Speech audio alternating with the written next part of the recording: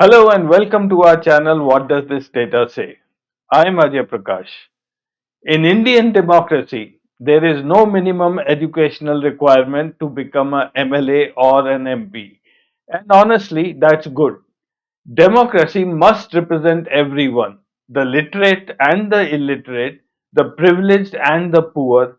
Education is not a qualification for public service, integrity is.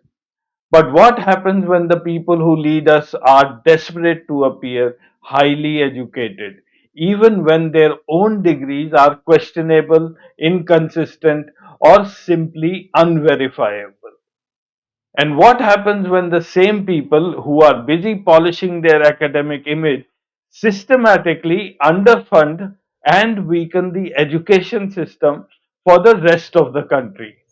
That, ladies and gentlemen, is the great irony of today's India. Let's begin with the truth everyone knows, but few say it publicly. India doesn't stop anyone from being a politician because of low education. But in the BJP, we increasingly see a strange obsession. Leaders trying to project themselves as highly educated even when the documents don't match the declaration. Take Narendra Modi, our Prime Minister. He claims he has a BA degree from Delhi University and a MA from Gujarat University. But when RTIs were filed, neither university agreed to release full record. Delhi High Court even upheld the right to keep those records undisclosed. So the question is not whether he has a degree, the university says he does. The question is why the secrecy? Why not show mark sheets, enrollment numbers, or hall ticket? Why is transparency such a problem? Then there is Smriti Irani. In 2004, she claimed a BA degree. In 2014 and 2019, her affidavit suddenly changed. Now she had completed only BCom Part 1, and even that was not completed.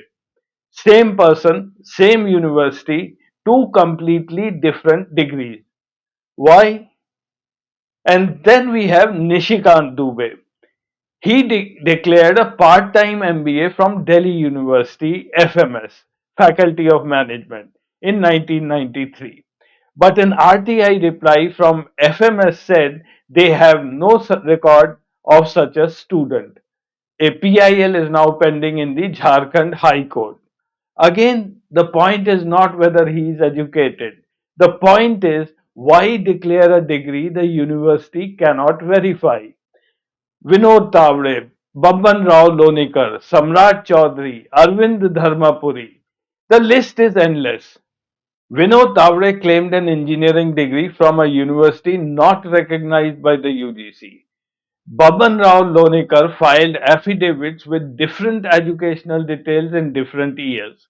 Samrat Chaudhary loves calling himself doctor based on an honorary deal from a mysterious California university. Arvind Dharmapuri faces allegations that his PG degree is fake. He insists it isn't, but the controversy continues. In all these cases, the common thread is not lack of education, it is lack of honesty about education. Now let's look at the other side. People whose education is not a performance but a simple fact. Dr. Shashi Tharoor, PhD from Tufts University, former Under Secretary General at the UN, Jairam Ramesh, IIT Bombay, Carnegie Mellon, MIT, Jayan Sinha, IIT Delhi and Harvard Business School, Mahua Moitra, Economics and Mathematics from Mount Holyoke College, ex JP Morgan, Dr. Abhishek Manu Singhvi, Cambridge and Harvard, Dr. Sudhanshu Trivedi, PhD in Mechanical Engineering, former faculty member. These are people whose qualifications are clear, verifiable, and frankly irrelevant to their electability because they win on competence, not certificates. This contrast sets up the central contradiction of today's episode. Why are some leaders desperate to look educated? while their government is busy dismantling the very system that produces real education for millions of Indian children.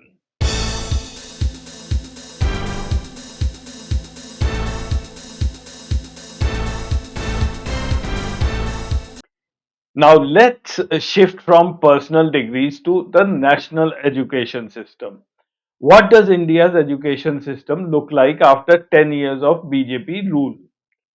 For decades since the Kothari Commission in the 1960s, India has been told to spend 6% of the GDP on education. This target was repeated in the National Policy of Education in 1986 and the National Education Policy of 2020. Yet, after 10 years under the BJP rule, India spends barely 4% of GDP on education, not 6%. You cannot build a knowledge economy by investing half of what your own experts recommended. Let's talk about learning. The ASER 2024 survey, the most credible measure of real learning in rural India. It shows something shocking.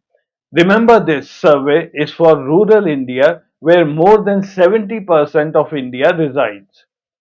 Nationally, in government schools, only 44.8% of class 5 children can read a class 2 level story. That means more than half of our 10-11 year olds cannot read at the level expected of an 8-year old.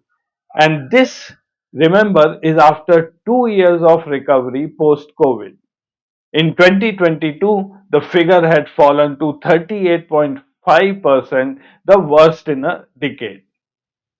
We can talk about Vishwaguru Bharat, but a class 5 child in a government school cannot read a class 2 text. That is the India the data shows. And now, the most important part of this episode, the difference between India's southern states and the large northern, mostly BJP ruled states. The divide is not political, it is educational, it is structural, it is decades in the making and widening. Let's look at the primary dropout rate. Kerala 0%, Tamil Nadu 0%, Karnataka 1.7, All India average 1.9. Compare this with BJP strongholds. Bihar 8.9%, Rajasthan 7.6%, Madhya Pradesh 1.0%, Uttar Pradesh 1.7% today, but 18.8% just the year before. 18.8% to 1.7% in 1 year doesn't indicate improvement, it indicates statistical chaos. Look at the upper primary dropout. Kerala 0%, Tamil Nadu 0%, Bihar 25.9%, Madhya Pradesh 6.7%, Rajasthan 6.8%. 1 in 4 children in Bihar leave school by class 8. And the secondary dropout statistics, Kerala 3.4%, Tamil Nadu 7.7%, Bihar 25.6%, Madhya Pradesh 17.7%, Rajasthan 11.1%. By the time we reach class 10, 1 in 4 students in Bihar and nearly 1 in 5 in MP disappear from the systems. Girls dropping out of the system. ASER shows that among girls aged 15 to 16, more than 10% in Uttar Pradesh, Madhya Pradesh, and Rajasthan are not enrolled at all. This is the face of the double engine government. This is the lived reality behind all the slogans. And the literacy levels are well known. Kerala 95.3%, Tamil Nadu 85.5%, Karnataka 82.7%. Look at this versus Uttar Pradesh 78.2%, Rajasthan 75.8%, and Bihar 74.3%. In simple terms, the South is 10 to 20 years ahead of North in basic literacy. Secondary enrollment in Kerala stands at 98.1%. The All India average is 80.1%. Kerala sends almost every child to secondary school. India as a whole does not do that. These numbers tell us something very uncomfortable. The states that shout the most about New India, Digital India, and Vishwaguru Bharat are the same states where children are leaving school early, struggling with reading and lagging in foundational literacy. Meanwhile, the states that quietly do the hard work, Kerala, Tamil Nadu, Karnataka, maintain near universal schooling and some of the best learning outcomes in the country. This is the gap between rhetoric and reality, between slogans and schooling, between political theatrics and actual educational outcomes. And now we return to the central irony. Leaders with questionable degrees lecture the country on education. Governments that cannot bring themselves to spend 6% of GDP on schooling talk endlessly about a knowledge economy. People who themselves refuse to release their student records under RTI are telling the rest of India how to learn, what to learn, and what books to read. This is not the path to becoming Vishwaguru. This is the path to becoming a country where a handful of leaders take pride in certificates while millions of children cannot read a class 2 text. India doesn't need leaders with fake degrees. India doesn't need leaders with honorary doctorates from questionable universities. India doesn't even need every politician to be an IIT or IIM graduate. What India needs is honesty, investment, commitment. A government that cares about learning, not just slogans. A system where a child in Madhya Pradesh or Bihar gets the same chance as a child in Kerala or Tamil Nadu. Because the future of this country will not be decided by an MBA mentioned in an election affidavit. It will be decided by whether a class 5 child in a village school can read a simple sentence.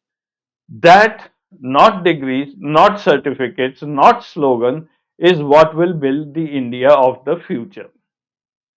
Thank you for watching. I am Ajay Prakash.